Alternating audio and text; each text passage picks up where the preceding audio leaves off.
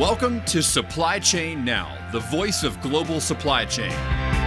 Supply Chain Now focuses on the best in the business for our worldwide audience, the people, the technologies, the best practices, and today's critical issues, the challenges and opportunities. Stay tuned to hear from those making global business happen right here on Supply Chain Now. Hey, good morning, everybody. Scott Luton with you here on Supply Chain Now. Welcome to today's show. So today's episode is really focused on a variety of things, but a big theme is going to be customer experience. Certainly a big hot topic in today's world, supply chain and otherwise. And as we all know, that experience can be optimized by developing strong customer relationships. More on that in just a minute. But I want to formally welcome in our guest here today. She's a fellow founder and entrepreneur, and her organization is doing big things in the customer experience space and beyond. So with no further ado, I want to welcome in Mathilde Collin, co-founder and CEO at Front. Mathilde, how you doing? I'm doing great. I'm very excited to be here and chat with you, Scott. Well, we are too. We've been admirers of what you've been doing and the type of what your organization's been up to. And as we talked about pre-show, the type of culture you're building for those extended family members that y'all call frontiers. So more on that and much more here today on Supply Chain Now. Okay, so Mathilde, up front here, I want to get to know you a little better, let our audience get to know you a little better. So tell us first off, where did you grow up and give us a few anecdotes about your upbringing. Well, maybe you can tell from my accent. I was born in France, in the suburb of Paris. And, as far as I can remember, I was a very happy kid. Maybe the thing that was most defining about who I was and still am today is very competitive. I loved winning. So I did a ton of sports. I played soccer. I played tennis. I played board games. Okay. And it's still a huge driver for what I'm doing today. So that's one piece about myself. The other piece is, for some reason, I've always cared about human beings just because they're human beings. We're in this boat all together. And I feel like we should care for one another. And one of the things that I realized when I was a kid, being a happy kid, was a lot of the adults around me weren't super excited about their job. Like, weren't looking forward to going to work every Monday. And it made me so sad. I was like, if that's what growing up means, I'd rather not grow up. And a huge part, you talked about frontiers, and a huge part of also what drove my decision to start a company was maybe the naive dream of creating a place where people would be happy to come to work every day and be engaged. So 2 anecdotes. I love that. Okay, let me back up because we're going to get into the front story in just a second. But I love how that is so connected to who you are as a human, but also as a child and being that proverbial happy child. So you mentioned you played soccer and tennis. Which one were you better at?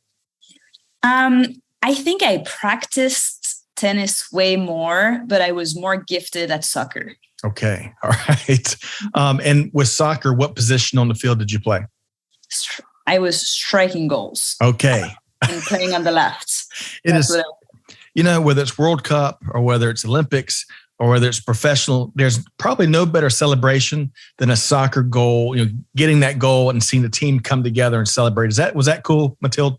I loved it. I loved the fact that it's a team game. I love tennis as well. I played as a team, played tennis. But yes, love celebrating success. It's one of my areas of improvements as a CEO. I'm not so good at it. But when you strike a goal, like, you don't have anything else to do than, celebrating. So that's easy. In business, a little bit harder. It is. Okay. One final question about your upbringing. When I hear France and growing up in a suburb just outside of Paris, that iconic world city, I think cuisine and food. What's one food dish that is inseparable from your upbringing that you really just loved as a kid? It's interesting because my mom is actually half French and half Swedish. And I think I have way more memory. So let me think about a French. So I'll tell you, because it's the thing that I miss the most. It may be very basic, but I love baguettes. Like, it's the most cliche thing, but I've been living in the US for 9 years. And in San Francisco, I've been unable to find an okay baguette, not even great, just okay. And then I just took it for granted that every day, every morning you could eat it, every dinner you could eat it. And now I miss it so much with like every meal I make. So that's the like next disruption I want to work on.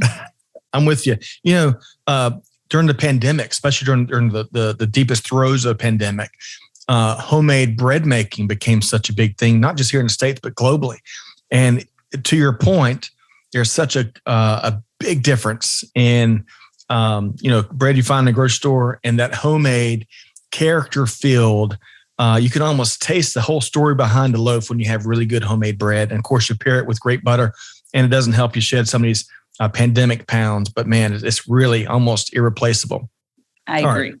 So baguettes, finding world-class baguettes will be part of your maybe your next chapter. But let's talk about your current chapter. Y'all been doing some really big things for quite some time at Front. We were just celebrating one of your most recent recognitions where a group named you one of the best places to work. And you were talking about that culture and those frontiers and how important it is for folks to look forward to those Mondays. But first, before we talk about what you're up to now, let's go back to the genesis of the company.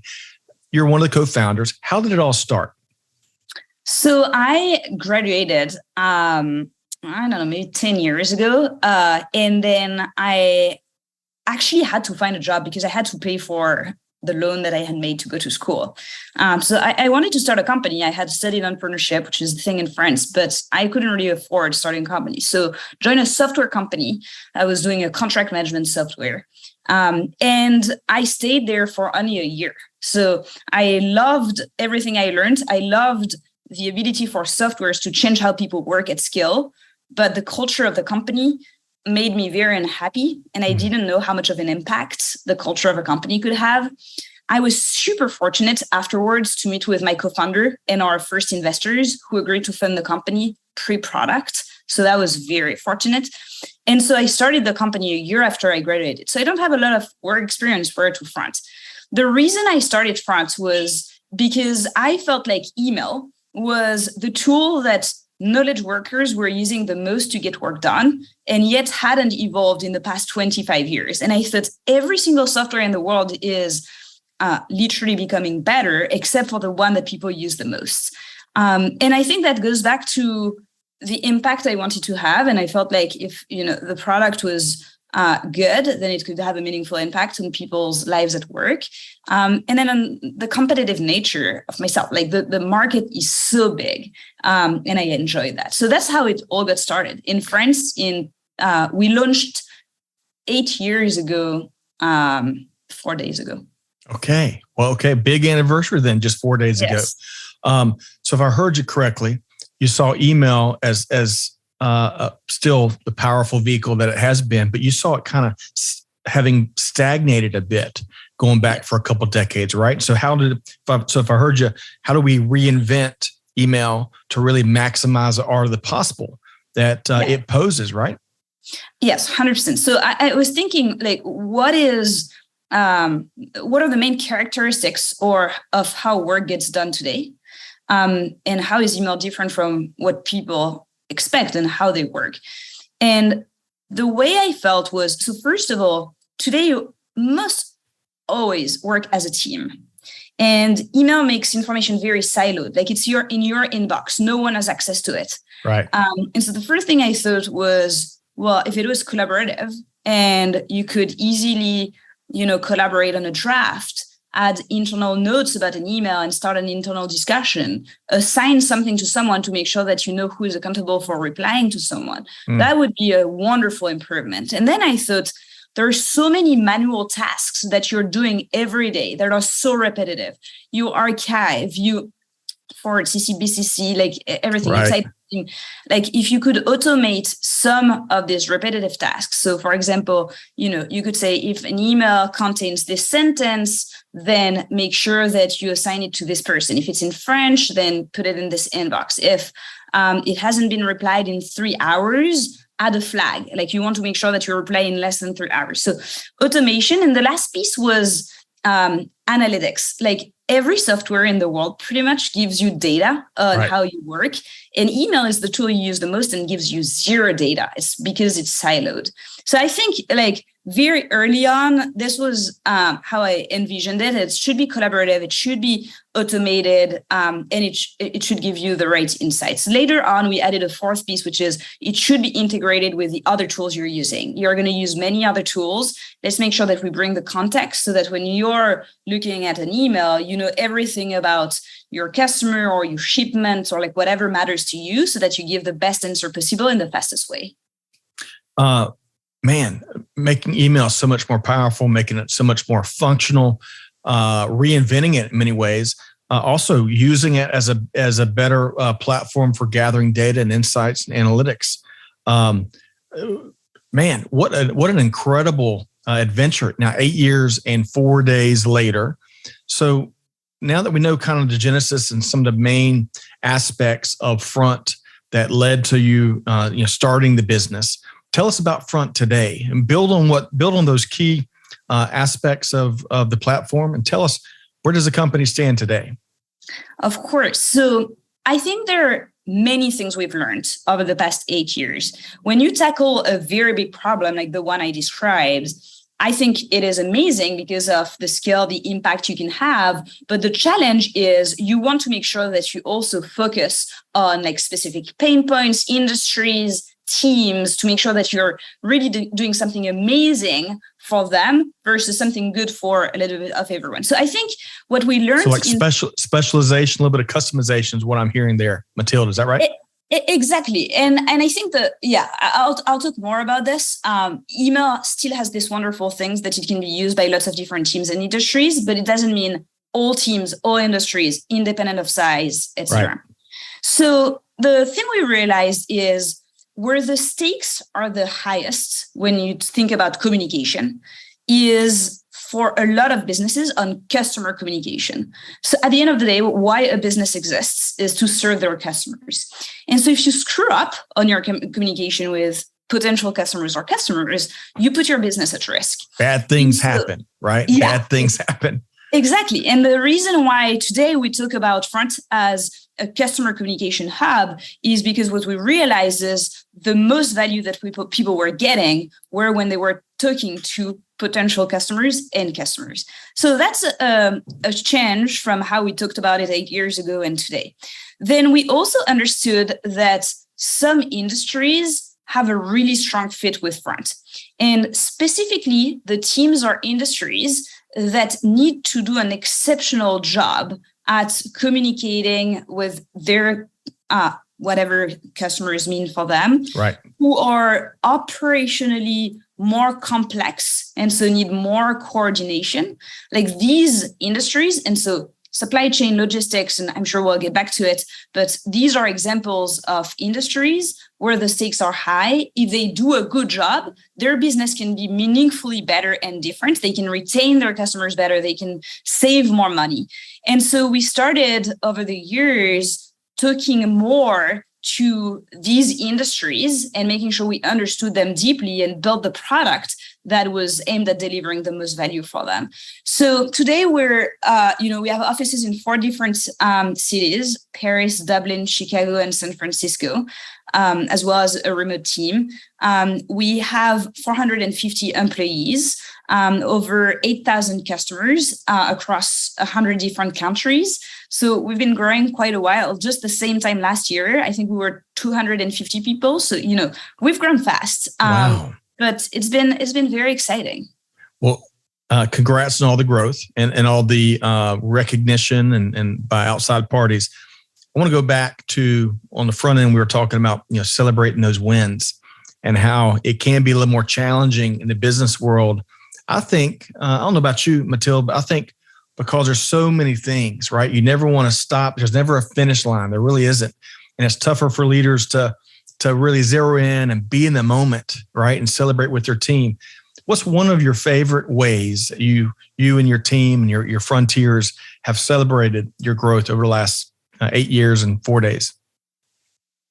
Such an interesting question. So we have this thing at Front. It's very specific to Front, but since the very early days, we've been building Legos. And every time there is a new person they join from, they get to pick the Lego set they want.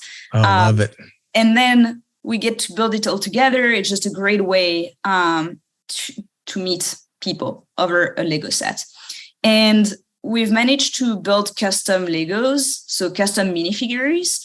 And so to celebrate a milestone or a project, like whatever it is, we will create a minifig that's custom made for each employee and give it to them. And so now people on their desk have a few different minifigs based on their accomplishments and the projects they were a part of. So that's been I've loved doing that. Okay, I've got to get some pictures. We're going to have to compare notes after today's show. I love that idea because who doesn't love Legos? And, beyond the fun factor, I love kind of what it implies because everybody plays a role in the big picture and that bigger thing that you're building, right? So I love kind of how that reiterates that. Successes or some of those tougher days, right? Where everyone kind of pulls together, digs deeper in the trenches and just powers through. Those tougher days are a part of any journey. All right, so I want to shift gears over because the broader thing we're talking about here, one of the broader things that platforms like Front are helping organizations get better and more effective with is customer experience. Now, I would argue the notion of customer experience has been around a long time, but now here in recent years, there's been a rise of kind of a formal CX or course customer experience methodology. So, when it comes to optimizing and really implementing a successful customer experience program, from your point of view, Mathilde, and kind of even beyond Front a little bit, from your point of view, what's a couple of things that our listeners that want to optimize CX should really know? So I think maybe at the highest level, and then I'll go one level deeper, but it needs to be a focus. Like, I think over time, every industry becomes commoditized and every business will have to differentiate on customer experience. Also, I think in the past few years, and especially during the pandemic, but it's become more and more of an expectation that a company will deliver amazing experience. So the first thing they should do is make it a priority, hire people that take it seriously, want to invest. And I can't emphasize enough how crucial it is to a company's success. Everything else would be a short-term optimization. Mid-term, long-term, you'll have to be excellent at it if you want to win. So now going like, how do you do this? Because, great to say this. Right. So I think how do you do this is one of my belief is what people want is they want communication to feel very personal. They want to feel like they're talking to a human being, and they don't want to, receive like your ticket number 1, 2, 3, 4, 5, reply above this line. You'll be like what happens behind the scenes is your problem. Like This is your company. The person that's reaching out to you shouldn't be exposed to whatever is happening behind the scenes. And so I think companies need to invest in technology because that's the only way you can scale and not just put more humans at the prime. The more humans you put at the prime, the more complicated your processes become and the more time you're going to spend on processes versus actually getting back to your customers. So invest in technology, but making sure that the technology you use puts the human at the forefront of this experience. That to me is what I deeply believe in and where the world is going. I love that. Digital transformation is another phrase we're hearing so much about. But as Kevin L. Jackson and many of our other hosts and guests have really reiterated time and time again, it's really human transformation, right? And we can't lose sight of the fact of what you just shared. Go out and find the right technology that's deeply relevant to what you're trying to do, but do it with your team and never make sure we center on what they're doing after to your earlier point, your first point, making sure we hire folks that have those common values and want to be, you're talking about being a happy child in your early days, want to make others happy, right? If you want to really be focused on customer service and customer experience, it's a big part of the DNA on your team. Is one beyond technology, the DNA on the team that you hire, right? 100%. I couldn't agree more with everything you said. So, you know what my kids are telling me, Mathilde? We've got 3 kids here, Brantley, Gracie, and Ben. And they've been telling me that the short abbreviation for 100% these days is honey P. Have you heard that yet in the lexicon?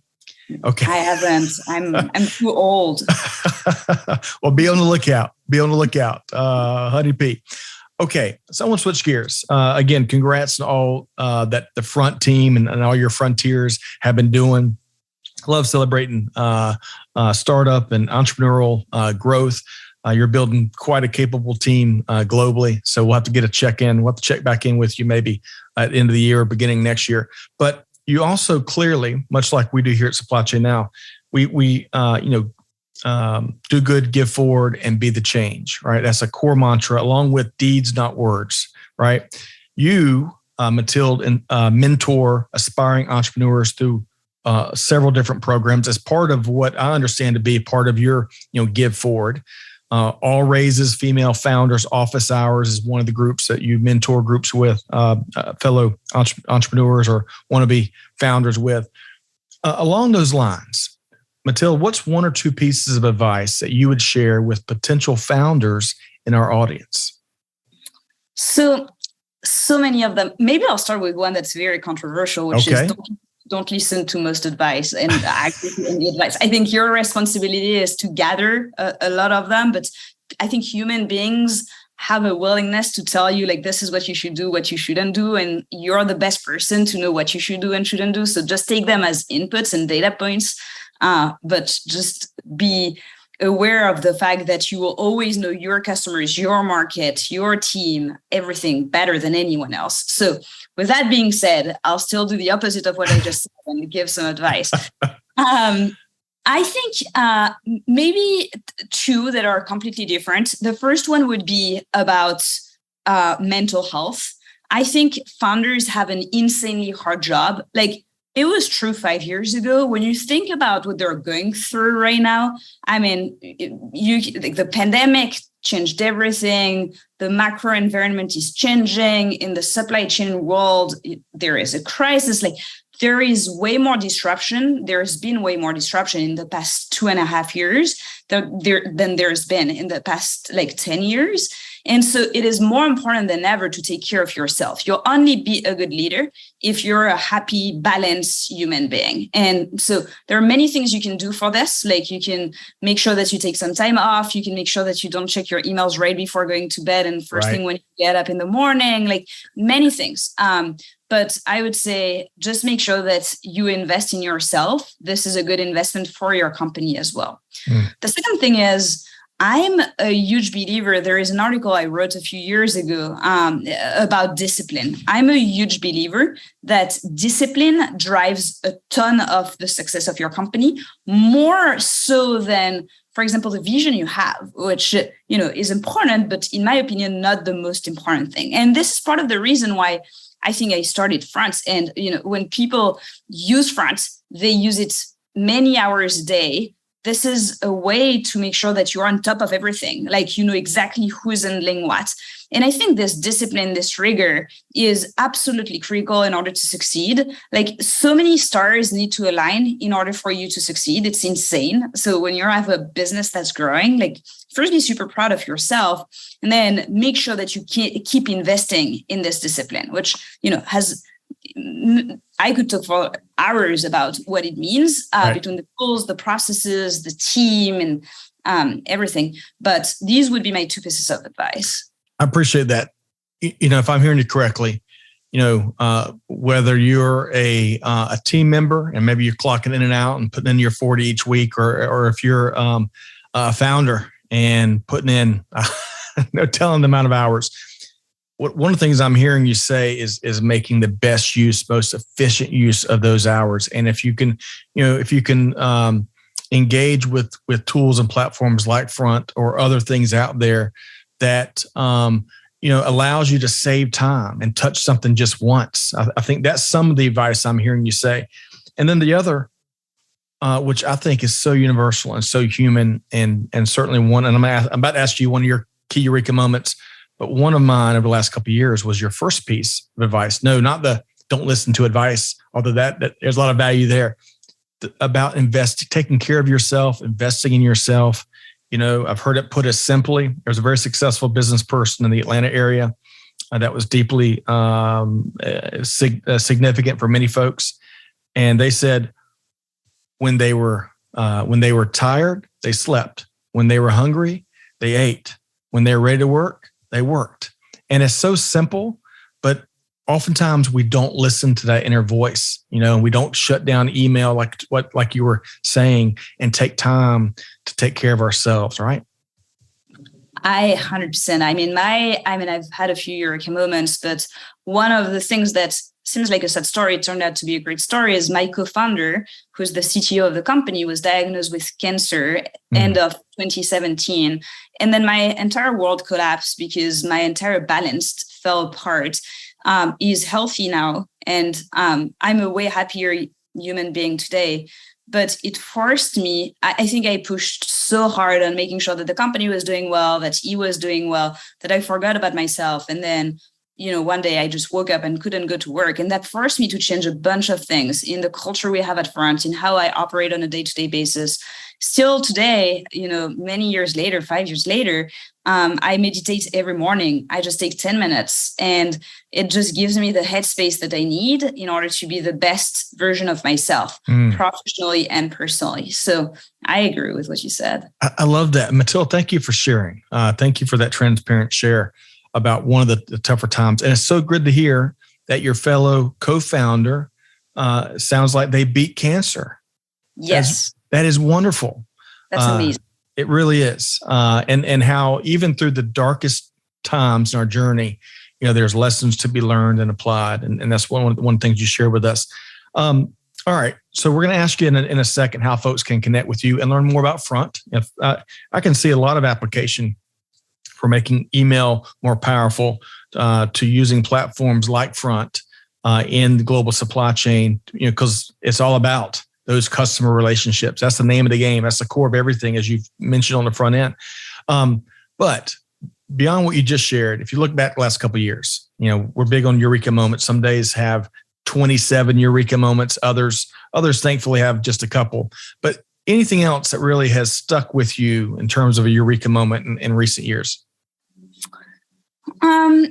I think maybe so on a completely different topic. I feel like the more your company grows, the more the better you are at managing your team, the more impact it's going to have. Like at the end of the day, my impact, with like just what I do every day becomes not as important as how I can empower the people that work with me. And maybe the biggest learning, I'll tell you the biggest learning from last year is I have an executive team at Front.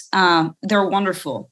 And in order to build trust within a team, it takes so much deliberate effort, and you can never take it for granted. And you constantly need to invest in it. Once you have this, it just multiplies the impact of everyone by so much. And so I used to believe that, we can do an offsite every half year and it's going to be great. But the reality is when you get to work in fast changing environments, there are so many decisions you need to make, so many new people that join, so many new parameters you need to take into account that, in my opinion, constantly investing in the trust that a team has will never, ever be a waste of time. So I'll just share this one from the past year. Oh, Mathilde, that is, you got to preach that louder to the folks in the back, because without trust, you've got nothing. And with it, you can truly, and I know this sounds cliche, but you can truly move mountains, and it's challenging to build, but gosh, if you build it and then you lose it, you've truly lost everything. So thank you. That's a great high point to wrap our conversation on here today. Okay.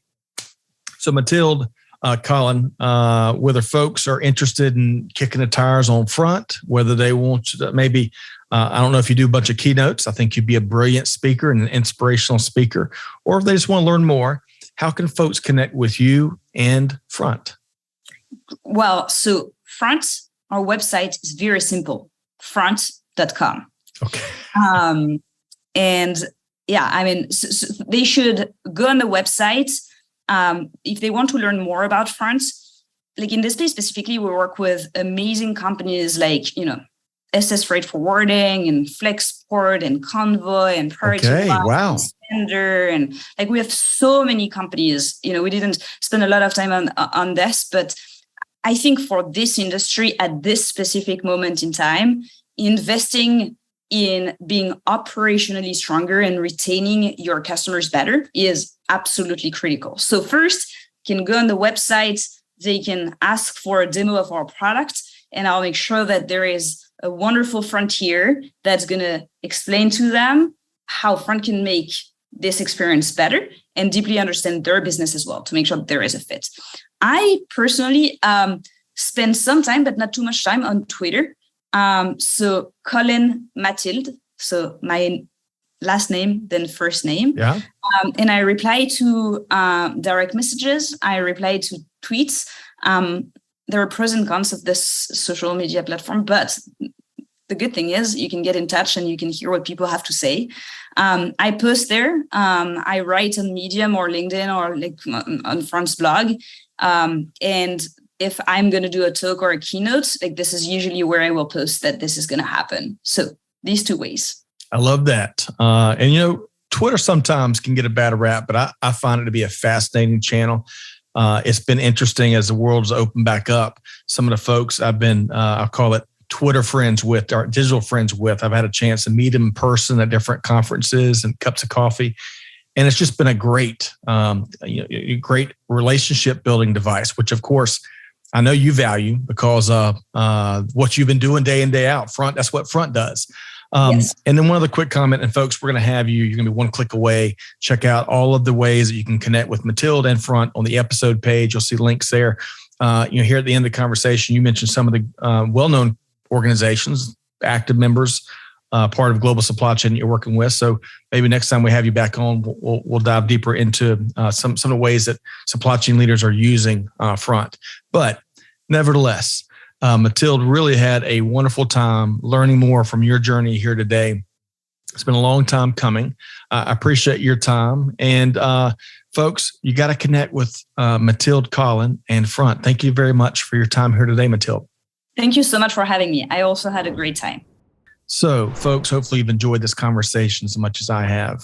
Just really frank, transparent experiences from a company on the move and from one of the co-founders and fearless leaders behind the company. So check out Front, connect with Mathilde, be like me. I'm going to connect with her follow her on Twitter very soon. But whatever you do, I've got about 18 pages of notes from Mathilde here today. On behalf of our entire team, Scott Luton challenging you, hey, be like Mathilde, do good, give forward, be the change that's needed. And on that note, we see you next time right back here at Supply Chain Now. Thanks, everybody. Thanks for being a part of our Supply Chain Now community. Check out all of our programming at supplychainnow.com and make sure you subscribe to Supply Chain Now anywhere you listen to podcasts. And follow us on Facebook, LinkedIn, Twitter, and Instagram. See you next time on Supply Chain Now.